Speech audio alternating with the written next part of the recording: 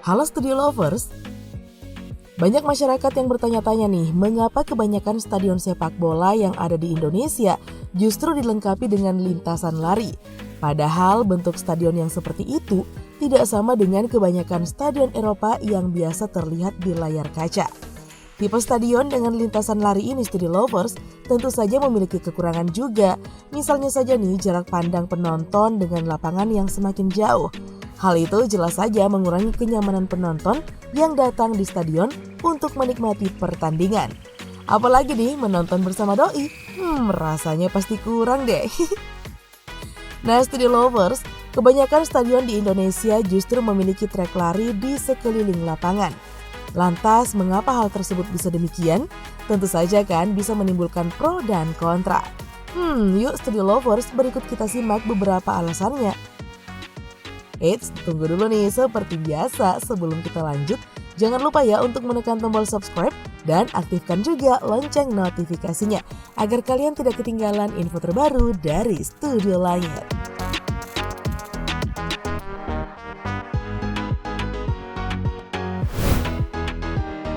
Stadion yang kebanyakan dibangun oleh Pemda.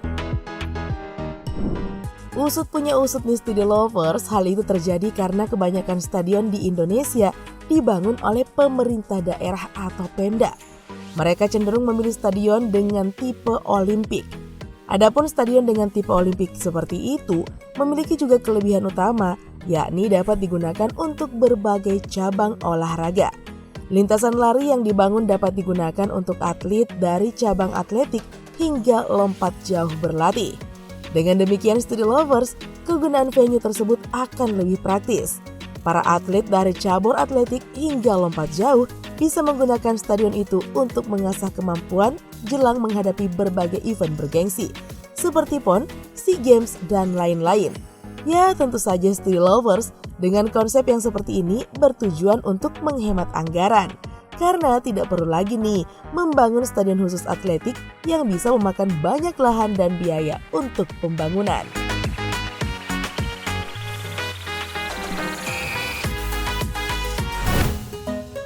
Melihat stadion di Eropa.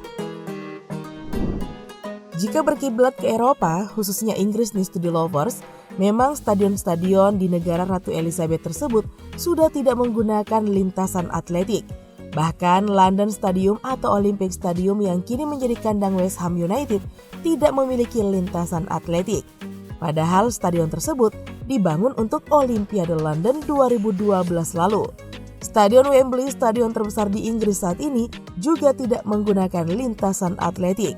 Tetapi tidak semua stadion di Eropa, bahkan stadion Piala Dunia lantas menghilangkan lintasan atletik ya Studio Lovers. Contohnya nih, ada Stadion Olimpico Roma yang masih punya lintasan atletik. Begitu juga dengan Olympia Stadion Berlin yang tetap berdiri megah dengan lintasan atletik berwarna biru. Apakah dua stadion megah yang pernah menggelar Piala Dunia tersebut bisa dibilang bukan stadion modern hanya karena memiliki lintasan atletik? Ya enggak kan Studio Lovers? Enggak apa-apa juga kan punya lintasan lari, asal enggak dipakai nih untuk media lari dari kenyataan.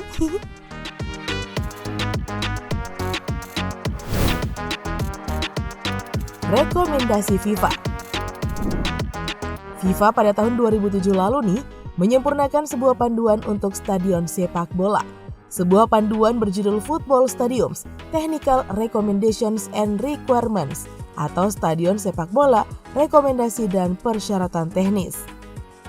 Dalam panduan tersebut nih Studio Lovers, di bagian 1 nih tentang prekonstruksi disebutkan soal adapting a basic stadium atau bentuk dasar sebuah stadion. Pada dasarnya nih, sebuah stadion memiliki 4 bagian tribun. Bentuk stadion pun tidak melulu harus berbentuk persegi. Stadion juga tidak harus memiliki atap di setiap tribunnya. Masih di bagian yang sama dalam poin 1.7, Multipurpose Stadium atau stadion multifungsi, disebutkan Studio Lovers bahwa stadion didesain agar bisa menjadi tuan rumah olahraga lain ataupun acara hiburan.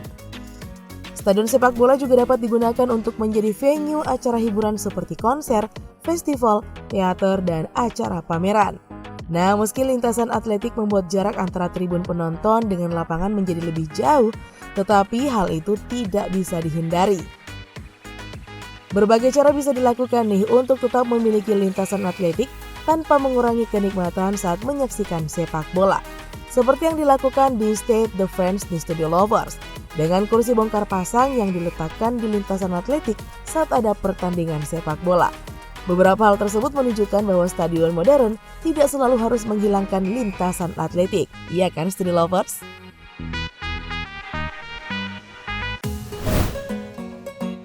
Stadion yang telah ada di Indonesia. Dari beberapa hal yang sebelumnya sudah kita bahas di Studio Lovers, kita bisa mengambil beberapa contoh stadion yang ada di Indonesia. Apakah Stadion Gelora Bung Karno, Stadion Gelora Sriwijaya, dan Stadion Papua Bangkit stadion yang modern atau tidak? Nah, 3 stadion itu sudah menggunakan single seat, memiliki papan skor digital yang besar, tetapi masih tetap memiliki lintasan atletik. Apakah 3 stadion tersebut bisa dibilang kuno dengan segala fasilitas yang mereka miliki? Ya tentu saja tidak kan, Studio Lovers? Di era modern seperti sekarang ini nih, Indonesia turut membangun berbagai stadion baru, namun beberapa masih memakai trek lari. Seperti yang bisa ditemui nih di Gelora Bung Karno, Mandala Krida, Jatidiri, Manahan, dan Stadion Internasional Banten. Meskipun ada banyak yang bertipe Olimpik, stadion yang dikhususkan untuk sepak bola juga ada loh beberapa di negara kita. Yang tidak memiliki lintasan lari, contohnya di masa lalu ada Stadion Lebak Bulus, markas lama Persija Jakarta. Stadion Maguwo Harjo, kandang PSS yang selesai diresmikan pada tahun 2007 silam. Stadion Citarum di Semarang, Stadion Diponegoro di Banyuwangi, dan yang terbaru tentu saja nih ada JIS, iya kan Studio Lovers?